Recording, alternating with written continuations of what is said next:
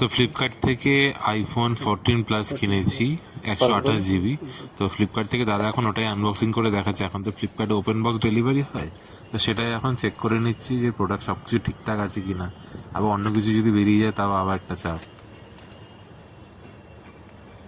জিনিসটা রেখে করো, না না, অ্যাপেলে কি বলতো সাকশন থাকে, তো হট করে হাত থেকে পড়ে যায়। বললেও এখন এখন সাবমিট দেয়নি আমি এখনো পর্যন্ত। হ্যাঁ, আমি যতক্ষণ না সাবমিট দিচ্ছি ততক্ষণ পর্যন্ত যাই হোক, হ্যাঁ অসুবিধা নেই।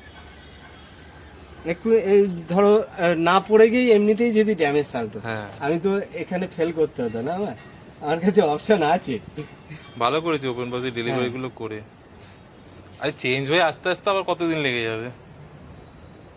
তো ফ্লিপকার্টে দাদা নিজে সবকিছু চেক করে নিয়ে আমাকে একবার দিল যে ফাইনাল তুমি চেক করে নাও। তো আমিও চেক করলাম হাতে নিয়ে। পার্পল কালারটা সত্যি খুব সুন্দর লাগছে, আর ফোনে কোনো সিঙ্গেল একটা স্ক্র্যাচও নেই। তাই বললাম প্যাক করে দাও, চলো।